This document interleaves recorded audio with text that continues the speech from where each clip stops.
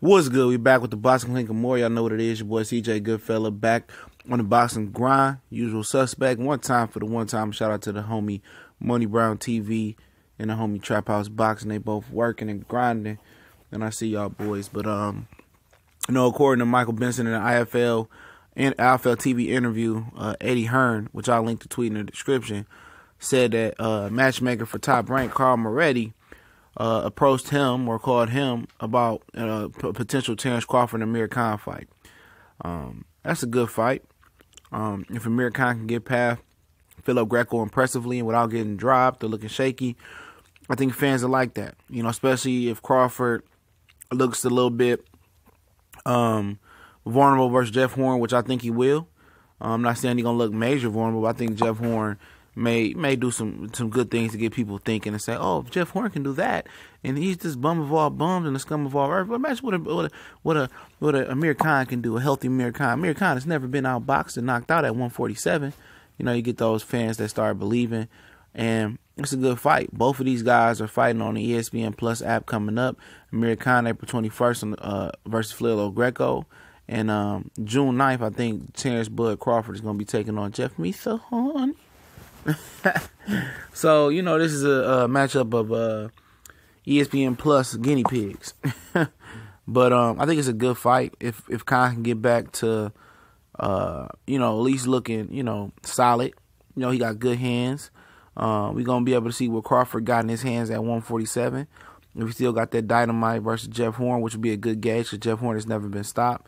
So if he can stop Jeff Horn impressively and put some punishment and bloody his face, that's going to get people thinking, about, oh, maybe he hit too hard for Amir Khan. But it's a good fight. It's a fight that, one of the homies in the chat, I can't remember his name. I'm sorry. Just drew a blank right now. It's been a long day.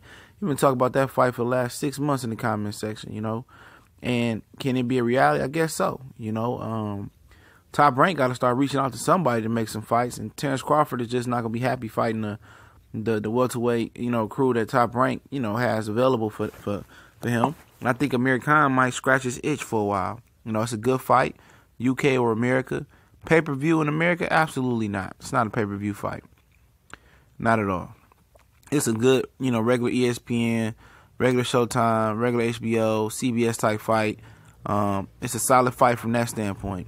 Because this ain't Amir Khan, when he was at his best, in my opinion, This ain't the good King Khan. This is we got to wait to see what we get, to be honest. But this ain't no classic Khan. This is the detractors gonna say, oh, Crawford beat up old Amir Khan and did shit but beat Philip Greco, since getting dropped by Julio Diaz and knocked out by Canelo Alvarez.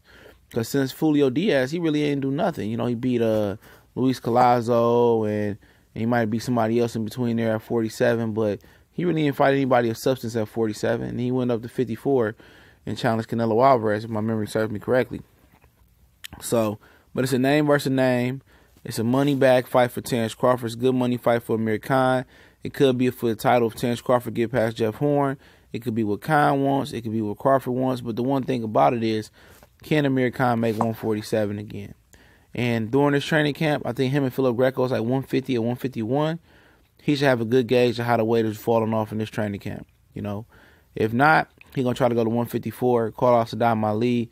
Whoever gets the Saddam Ali / Alima Smith winner between him and Kell Brook, was going to have the upper hand in negotiations in the upcoming, in a fight that most people think might be the climax of might be the ending point to their careers. So it's a lot of different scenarios. If Khan wants to fight Crawford at a catch weight and he can't make 47 comfortably, that's something that the WBO and Terence Crawford had to work out and money wise. But I'm pretty sure if the WBO approves Crawford fighting him at obviously getting a voluntary versus Amir Khan at 150 or whatever it may be, Crawford to go ahead and want that. It's a lot of money on the table.